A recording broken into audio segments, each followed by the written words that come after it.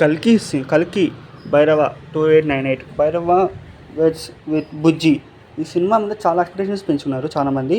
అంటే ఈ సినిమా ఒక బాహుబలి రేంజ్లో, బాహుబలి తర్వాత, బాహుబలి పార్ట్ 1 కంక్లూజన్ తర్వాత చాలా ఎక్స్పెక్టేషన్స్తో ప్రమోషన్స్ చేస్తున్నారు. చాలా భారీ బడ్జెట్తో ప్రమోషన్స్ చేస్తున్నారు. ఇంక్లూడింగ్ బుజ్జి ఇంట్రడక్షన్ అయితే చాలా బాగుంది.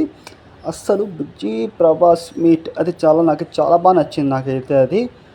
సో ఆ ప్రభాస్ అన్న ఎంట్రీ అయితే నాకు మైండ్ విజువల్లో ఆ కార్లో నుంచి ఎంట్రీ ఇవ్వడం, బుజ్జిని మీట్ అవ్వడం అది చాలా బాగుంది. టీజర్లో బుజ్జి ఇంట్రడక్షన్ ప్రతి ఒక్క క్యారెక్టర్ చాలా ప్రభాస్ అంటే తనతో అచీవ్మెంట్, క్లోజ్నెస్ చాలా చాలా బాగా అనిపించింది నాకైతే.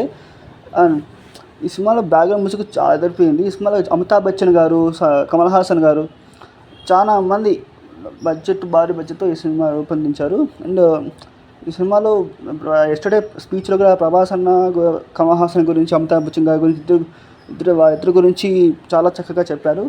అండ్ ప్రభాస్ అన్న చాలామంది బుజ్జి మీట్ అని తెలియక చాలామంది పెళ్లి గురించి అనుకున్నారు, కానీ చాలా బాగుంది. ప్రభాస్ అన్న దీంట్లో స్టన్నింగ్ స్టిల్స్ చాలా బాగున్నాయి. లాంగ్ హెయిర్, బాహుబలి తర్వాత మంచి హిట్ అవుతుంది. నాకైతే ఈ సినిమా ఒక సల్లా తర్వాత ఒక మంచి రేంజ్లో, బాహుబలి సల్లా తర్వాత మంచి రేంజ్లో వెళ్తుందని నాకైతే అనిపిస్తోంది. అండ్ ఈ సినిమా ఇంకా June 27th మనకు క్లారిటీ ఇచ్చేసినాడు. సినిమా డేట్ మారుతుందేమో అనుకున్నాను, కానీ నో డౌట్ డేట్ మాత్రం June 27 పక్కా థియేటర్లో దిగిపోతుంది. దిగి ప్రభాస్ అన్న మళ్ళా బాహుబలి రికార్డులు బద్దలు కొట్టడానికి వస్తాడు అని నాకైతే ఖచ్చితంగా అనిపిస్తోంది.